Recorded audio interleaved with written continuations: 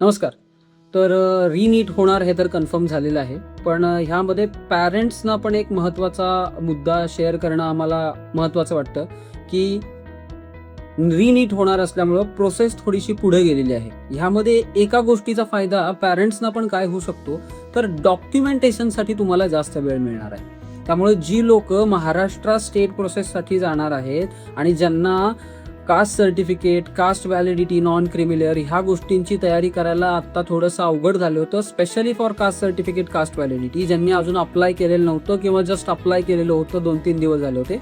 त्यांना थोडीशी panic situation होती. पण त्या लोकांसाठी हा फायदेशीर मुद्दा झालेला आहे, की रिनीट थोडीशी होणार असल्यामुळं आणि प्रोसेस आता ऑब्व्हियसली पुढे जाणार असल्यामुळं तुम्हाला तो टाईम पिरियड मिळणार आहे. त्यामुळं माझी रिक्वेस्ट आहे सर्व पालकांना, सर्व पॅरेंट्सना, की तुम्ही डॉक्युमेंटेशनमध्ये जर तुम्ही कुठल्या कॅटेगरीमध्ये येत असाल, specially OBC, VJ, NT1, NT2, NT3, SBC, SEBC ह्यामध्ये येत असाल तर कास्ट व्हॅलिडिटी, कास्ट सर्टिफिकेट आणि नॉन क्रिमिलेअर या तीनही गोष्टी तुम्हाला ॲडमिशन प्रोसेससाठी लागणार आहेत आणि त्या तीनही गोष्टी असल्याशिवाय तुम्हाला कॅटेगरी बेनिफिट घेता येणार नाही आहे.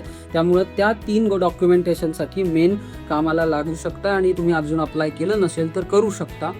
अजून एक महत्त्वाचा मुद्दा, जे लोक क्रिमिलेअरमध्ये येतात पण गव्हर्नमेंट जॉबमध्ये आहेत, अशा लोकांना सुद्धा सध्या संधी आहे. नॉन क्रिमिलेअर जरी तुम्हाला मिळत नसेल तरी पण कास्ट सर्टिफिकेट, कास्ट व्हॅलिडिटी काढली आणि तुम्ही गव्हर्नमेंट सर्व्हिसमध्ये असल्यामुळे तुम्हाला तिथं त्या कॅटेगरीचा बेनिफिट घेता येण्याचे चान्सेस आहेत.